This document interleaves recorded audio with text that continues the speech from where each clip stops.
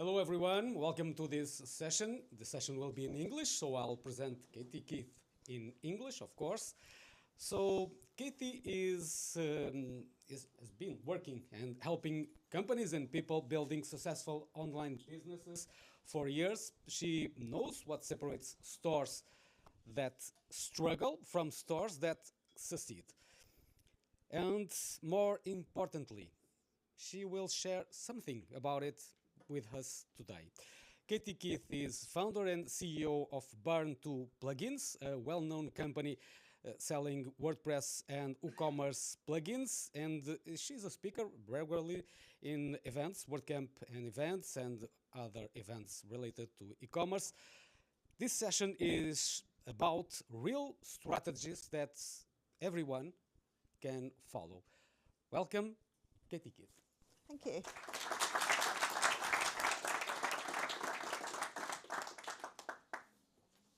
Well, I'm very glad I'm not presenting in Portuguese. So thanks for coming, everyone. I'm going to talk about what I think some of the best e-commerce stores in the world get right, and I'm going to talk about how we can achieve that in WordPress and WooCommerce specifically.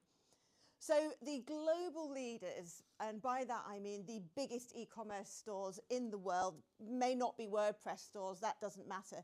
They spend millions refining their stores. They put a huge amount of money into analysing what works, doing testing with their much more substantial user bases than any of us can probably hope to achieve on the websites we work on, and they put that into the features on their website.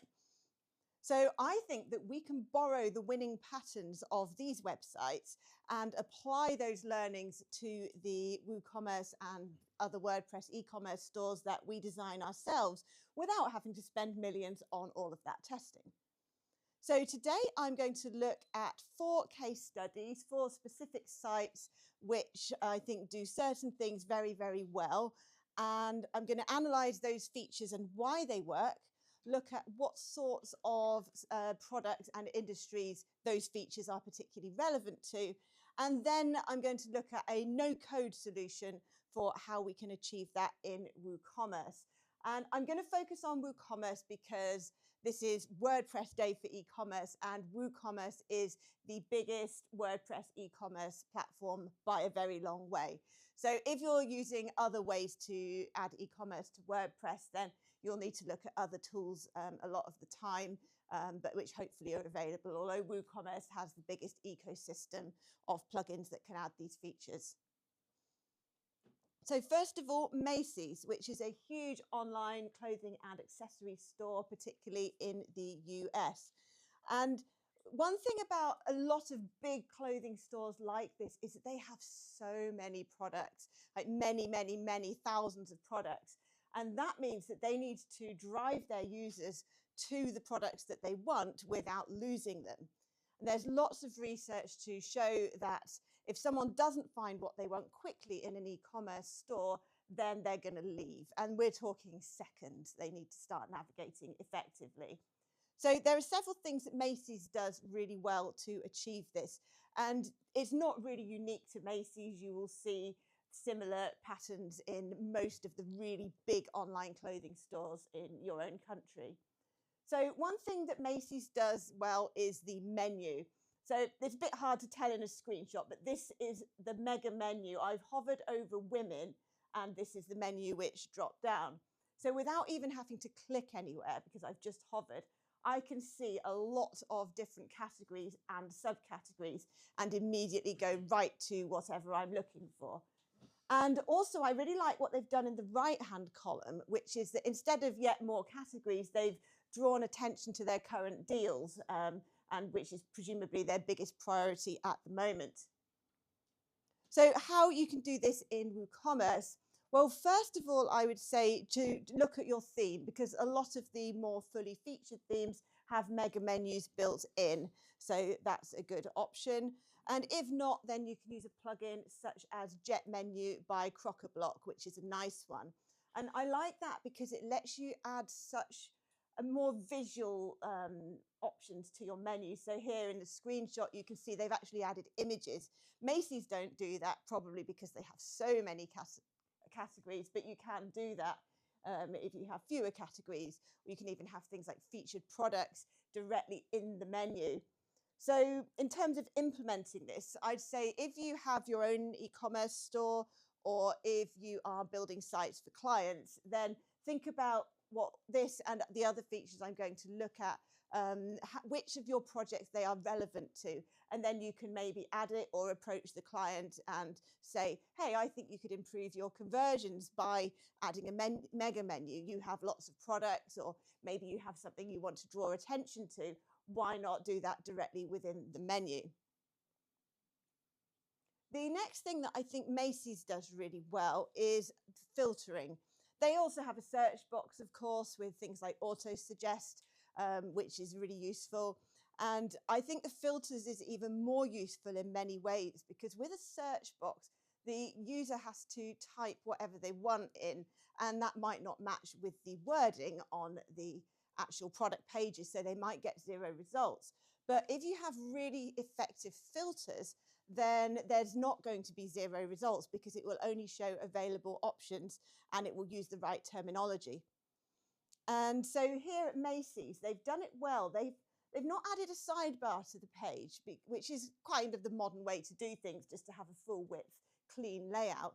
Instead, they've got the filters across the top, but they don't take up much vertical space, which is really nice, because you see the products much higher up the page. And that doesn't mean you're stuck with drop downs, even though they're all drop downs, because when you open a filter, you've got visual options inside. So here we've got color swatches, and you can actually see the colors of the clothing you're looking for and click on it. And I think that is particularly relevant for color, because colors are by definition visual. So if you think about how your mind works, when you choose a color, you visualize it.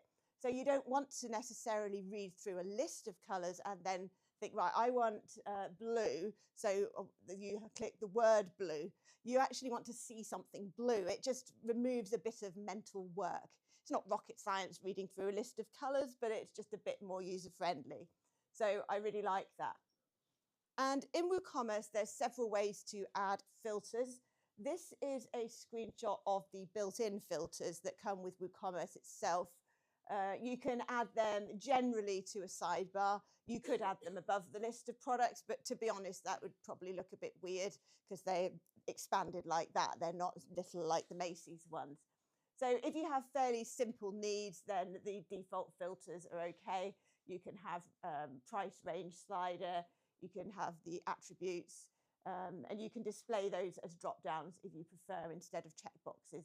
But you can't do much more than that, like you can't filter by category, for example, or custom taxonomies or anything else.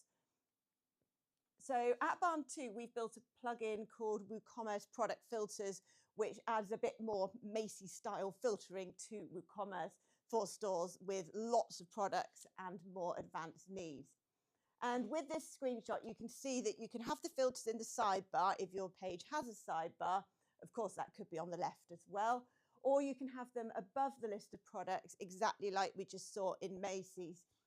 And on the right, you can see the different styles of filters, like the categories filter are actually images, which is far more visual than just listing the categories. You've got color swatch filters, just like Macy's. And again, if you did just want the list above the list of products, then the filters above the products, then when you open the drop downs, you could have the category images, the color swatches, or whatever style inside. So it's a much more interactive way. And I've seen people do really cool things with this on WooCommerce stores, like step-by-step filters. I saw one customer use it for a build your own office chair configurator, where it's like step 1, what is your height? Step 2, do you want armrests, and so on. And it was like a little quiz almost of entering your requirements, and then it displays office chairs, which is a really nice way to narrow down the list instead of having to read through loads of them. The next website we're going to look at is Amazon. I'm pretty sure you've heard of it and almost certainly bought on it. They do a lot right. I can't say I love their design. It's a bit dated and very cluttered, but I'm going to focus on some specific features that I think are quite interesting on Amazon. And the first one is how they convince you to buy more than one of a product. So here at the bottom of this coffee page, you can see they've got what I call kind of volume bundles, pack 1, pack 2, pack 3. And you can see a close-up of them here. And compare that to a normal quantity picker that most e-commerce stores have. With a quantity picker, the default quantity is typically 1. There are plugins to change that, but I don't think that helps tremendously. But if instead you actually pre-bundle different quantities, it just really psychologically encourages the customer to think, do I want 2 or 3? And also you can save money by doing that. So that's an incentive to just nudge them to buy a bit more, which I really like. And in WooCommerce, this actually wasn't possible till, I think it was like last week or something, very recently. And at Barn 2, we've started delving into the Shopify world about a year ago. And so I did loads of research into Shopify quantity apps because that was something we wanted to build. And I discovered that nearly all of them use volume bundles, which isn't something I'd ever seen in a WooCommerce store. And so by volume bundles, I mean something like this, where you could buy 1, or you've got a bundle of 2 or 3 for a discount, and it's really prominent on the product page. Whereas in WooCommerce, it's more about creating discount rules or quantity breaks, where if you buy 2 to 5, you might get 1 discount. If you buy 6 or more, you might get a different discount. So it's just a different way of doing it. So we've added that to our existing WooCommerce Discount Manager plugin, and hopefully that will be really useful to WooCommerce customers, because it's so huge in Shopify. I couldn't believe it because it's e-commerce. I don't see why the needs of shoppers in a Shopify store would be any different. So hopefully that will be useful. The next thing Amazon does well is how they encourage you to do a subscription. So they often have, I'm sure you've seen this, a subscribe and save option for the types of products that you might buy regularly, such as cosmetics or foods or something like that. And I think that works really well, because if you just buy 1, say, bottle of shampoo, then you might buy your next one somewhere else. But if you want to save money, so there's a financial incentive, you can actually sign up to receive them once a month, or however long it takes you to get through a bottle of shampoo. So it's a good way for them to guarantee repeat business from your store rather than risking that you go elsewhere. In WooCommerce, the big winner here is WooCommerce subscriptions. I'm sure most of you know it. So what I'm going to encourage you to do is to use it more creatively, because I've mostly seen WooCommerce subscriptions used for things that are obviously a subscription, like a membership subscription or a club or something like that. But I think that you could use it for other types of consumable products where people buy it more than once. They don't want them all at once together right now. They want it to become in a few months or something. Contact lenses is a good example, where you need them at a certain frequency, and so you can subscribe for that. So I think people probably aren't using subscriptions to their full advantage in the WooCommerce stores that they manage. The final thing I'm going to focus on with Amazon is the way they display related products. And they do this really well. On the product pages on Amazon, as you scroll down, you will see multiple carousels of related products, such as this frequently bought together one, and also based on your recent view. So you can see what I was searching for that day. But it's very clever, the way they do that. And so it's dynamic to you, which I really like. So with WooCommerce as it comes, they do have cross-sells and upsells. I think it's cross-sells that appear on the product page. I always get this mixed up. And upsells that appear on the cart.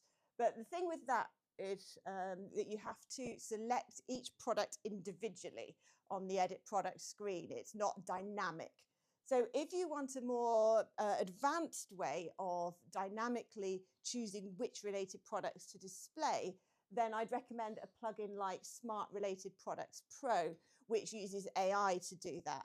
So it upgrades your related products with something more relevant, which can make a big difference because the more relevant it is to what the customer is actively looking for, the more likely they are to make that purchase, and it will increase the average order value.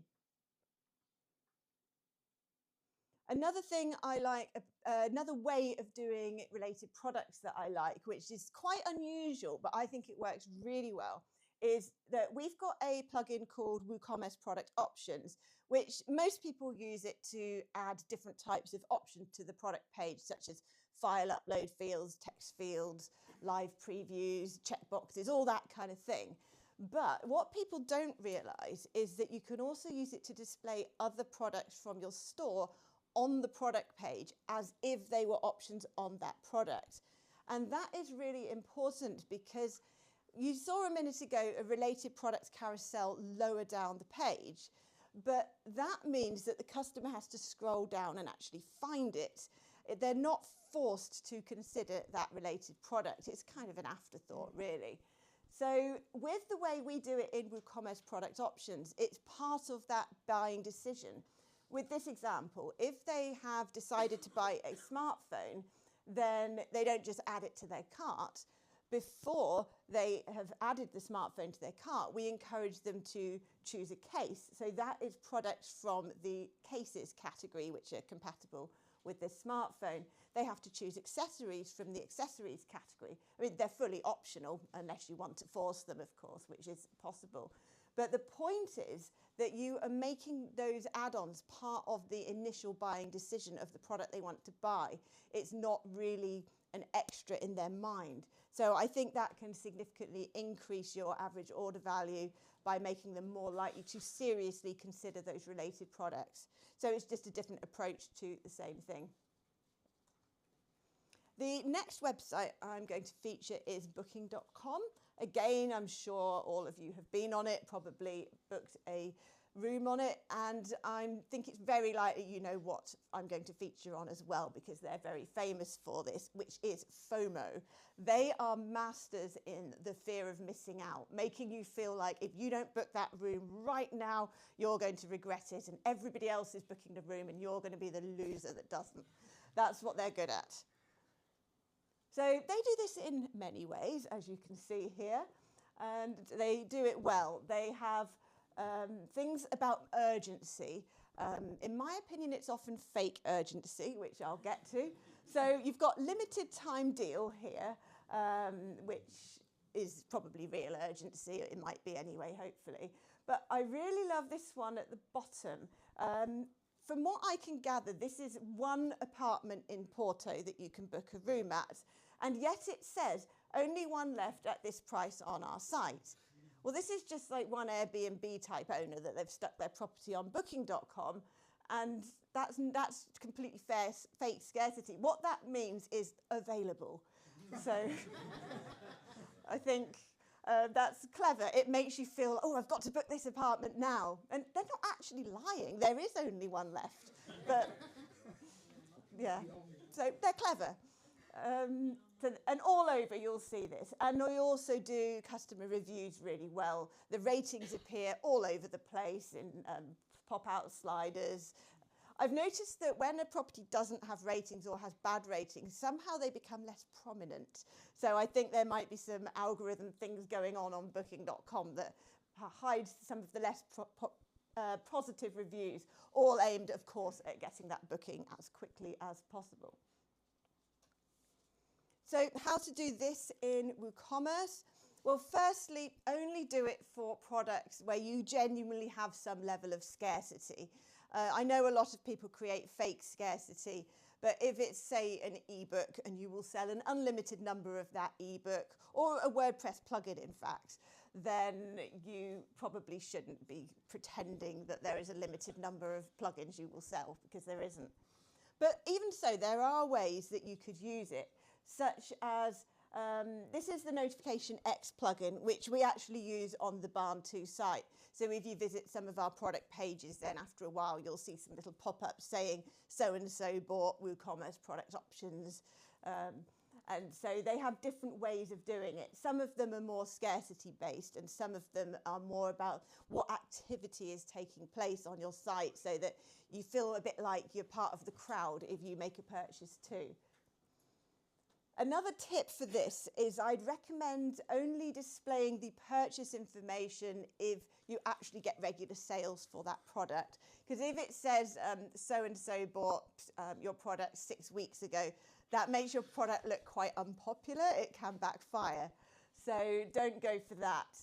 But even if you do that, you could still use Notification X. But what you would do is you would hide the timescale. So if you don't sell that product very regularly, you would simply hide the timescale and they wouldn't know any better. So that it's not dishonest, it's just you are choosing to present positive information about your product. And you can also display things like reviews. Another thing I like about Notification X is the way that they can either have pop-ups like we have on the Barn 2 site, or if you're using standard WooCommerce templates, for example, you can do what you see in this animation here, where you actually embed it within the page, which is more like Booking.com are doing these days. They actually have these things within their pages. I think they used to use pop-ups a few years ago, I seem to remember, but they're not at the moment. And the final website that we are featuring is the beauty website Sephora. And they do two quite different things that I really like. The first is how they display options of their products, and the other is how they get customer loyalty so that people keep coming back to them for more purchases. So first of all, we'll look a bit at product options. In WooCommerce, you probably know that all options are displayed as drop-downs. And I think with this example, the size option is perfectly appropriate as a drop-down. You could display it as like a tag cloud, like with labels on the page for small, medium, or large, so they're visible all the time. But I think a drop-down is fine because a size isn't that visual. Probably add a size chart or something to help people out, but overall it's okay. But with colour, I think it's actually really unhelpful to display it as a drop-down because of what I said earlier when we were talking about filters, that colours are visual. The customer will just have a bit less mental work to make that decision if they can see the colours. So what you can do is what Sephora do, which is display them visually. So this is a really nice example because eyeshadow is all about the colour. And so instead of listing the colours in a drop-down, they have actually got swatches. And I see a lot of awkward workarounds online. Amazon is really bad at this, actually. So when I buy Amazon products, often if it's a colour, you have to scroll through the image gallery to see all the colours. Etsy's the same, actually. And then you have to kind of look at the colour name or code in the image, and then you go right and you look for the drop-down.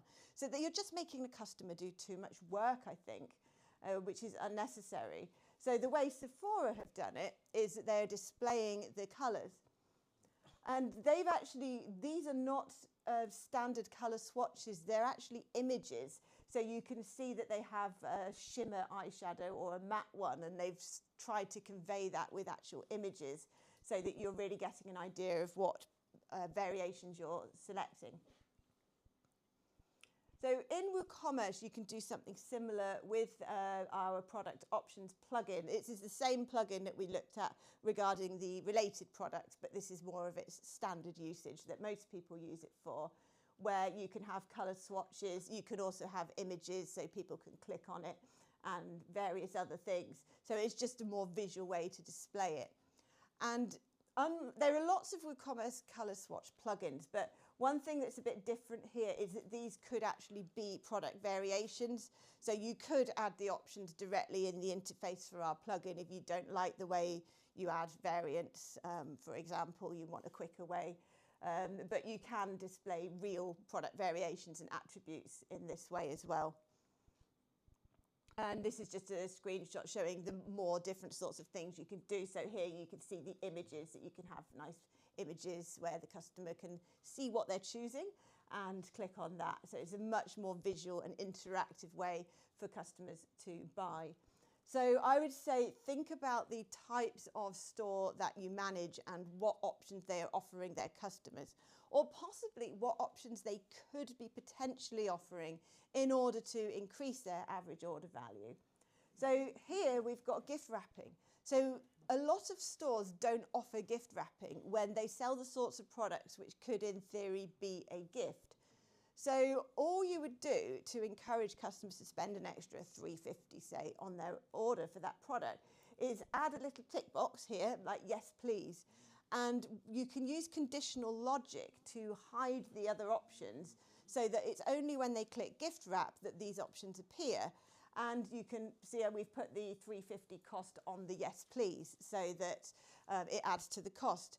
So you can think about what little extras can we offer which could significantly increase our revenue. The other thing that Sephora do really nicely is loyalty. So they've got customers, a club basically, and I really love the name Beauty Insider. That uses a lot of psychology to make it feel like, well, one, you're beautiful if you join, and two, you are an insider. So it's quite an effective name for their loyalty club. And then once you're in the club, you can get all sorts of benefits, like there's a point system, there's gamification that encourages you to build up those points and keep buying more. There's various things like that, and then you get discounts when you've got enough points. So it's a really clever way to get you to buy things regularly from Sephora instead of going to a different site each time. And you could even combine some of these things that I've talked about. So with the Amazon site, we talked about the subscribe and save option. You could have that and a loyalty club where you get points that accumulate. So you could really think about all these things on the stores that you manage and build that might get those customers coming back more regularly. In WooCommerce, there's a few points and rewards plugins, and one that I particularly like is Yith's plugin because it just has all of the features that you're likely to need in this regard. It gives you points for all sorts of things, like even adding a review. Lots of WooCommerce e-commerce stores will email the customer after purchase and request a review. That's very normal, but it's less common to be offering points for leaving a review. So I think that's a really nice feature of the plugin. They have tiered discounts and things as you build up more points. And even the concept of points I really like because it's like creating your own currency within that one site, which can't then be redeemed at any other website. So it really is getting that loyalty. So we've looked at 4 e-commerce stores that do certain things really well. Macy's make your products easy to find. Amazon are good at encouraging customers to buy more and more regularly. Booking.com are amazing at using social proof and urgency to close that sale as quickly as possible. And Sephora is about building loyalty to drive repeat sales and get those customers to be part of your club. So I think that you can analyse these things and consider whether they are appropriate for any of the stores that you work on or that you will work on in future. If you're quoting for a project, for example, you could propose some of these features maybe as optional extras for the project. So the customer hasn't said that they want more advanced product filters and a mega menu, but you could have sort of these enhancements in your proposal, for example, where it would say, we recommend this because, and that would really show that you're thinking about their sales, which is ultimately what they want, and also would help them benefit from the website you build them. You don't need an enterprise budget, as we can see, because we can implement off-the-shelf solutions or features that are built into WooCommerce already in some cases to do the same thing as these big sites do. You can have the same tactics just by installing the right plugins or enabling the right features. And I'd recommend that you start small, test what you're doing.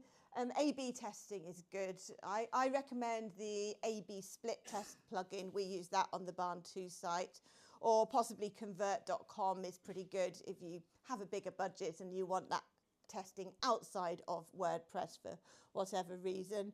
But when you add these features, you could show and hide them to different users and measure the conversion rate. So you can really learn what is going to make that difference. And then when you know, you can roll it out across multiple sites or all of your products and scale what works. So that's it. Thank you for watching. You can find our products online at barn2.com or me on X or LinkedIn at Katie Keith Barn2.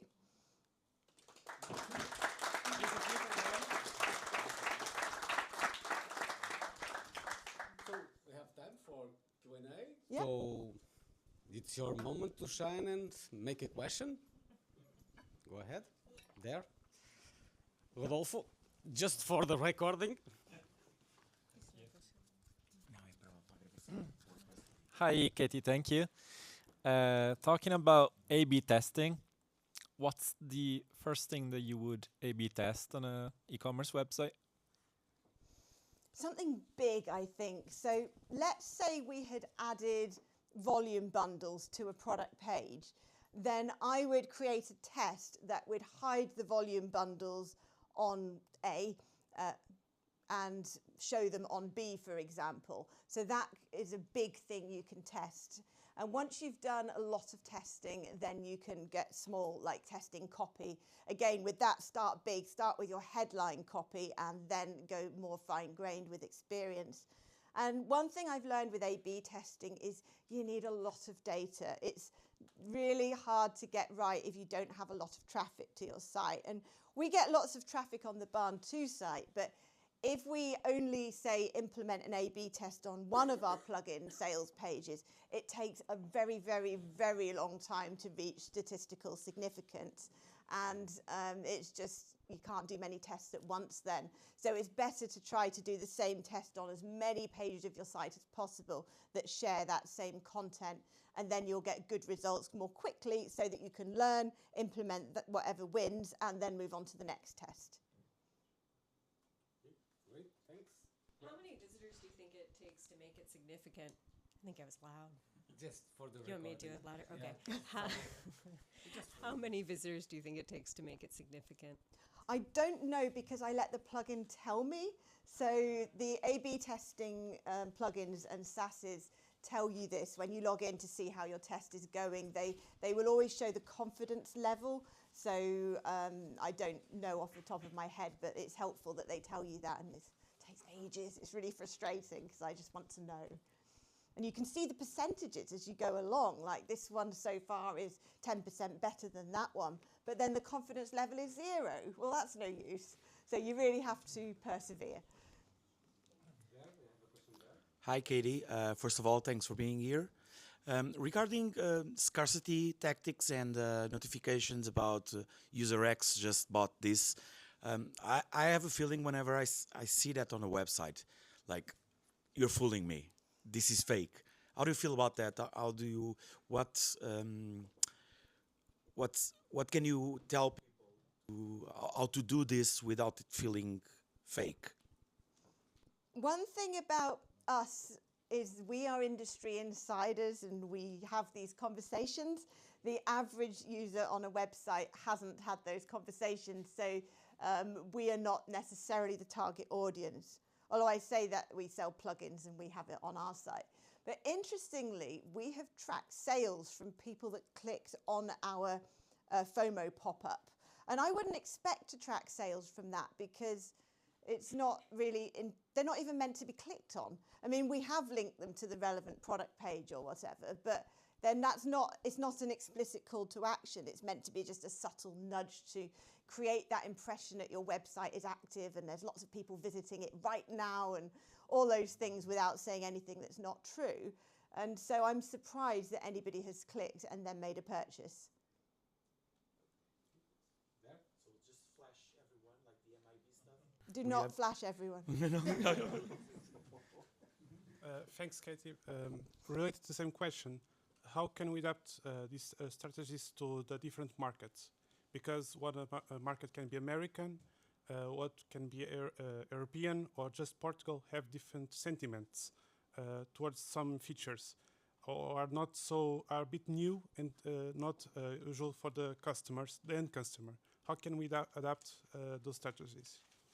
That's definitely a factor. If you're building an e-commerce site for a local market, then hopefully that's a market you're familiar with. If not, you need to talk to your client about how to understand their market, and that would be part of the discovery process. And if you find that particular types of, say, pressure selling that may be very popular in America just put off a more reserved country culture, shall we say, then maybe don't implement that. But I wouldn't go too far with it personally, because people buy on global sites like Amazon, and there's so many sites that people go on as a global these days that I think most markets are now used to the strategies that you can see anywhere in the world. More questions? If not, I have one. As usual.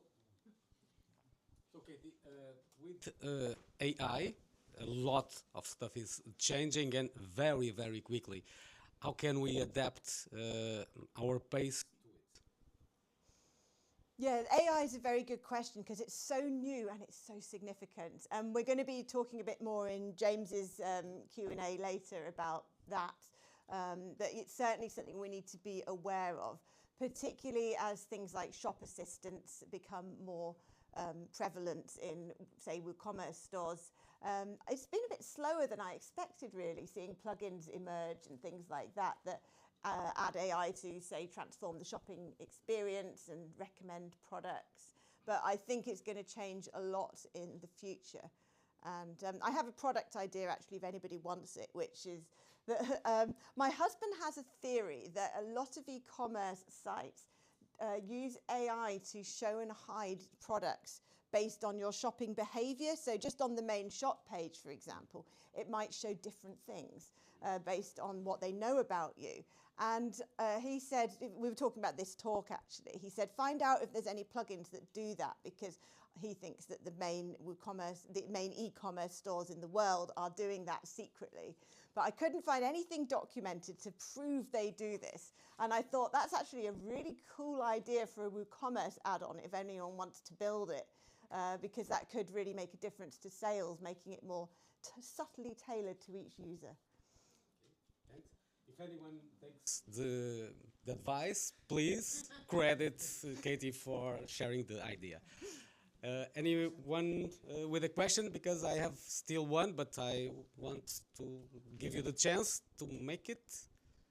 Okay, so I have one more question related to scarcity, urgency. That's behavior science at most, and this is not changing because, well, we are still humans, and so far we are still the ones that are buying. How can, with the changes that we are seeing in the e-commerce world, take an approach to use behavioral science like scarcity, use it with caution, of course. Do you have any recommendations for it? How can we use that in our stores?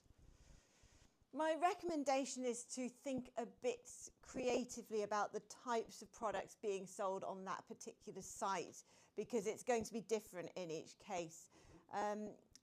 There's been a lot of discussion recently about Black Friday, of course, and I've talked to lots of plugin company owners about how they're creating scarcity given that we're selling plugins.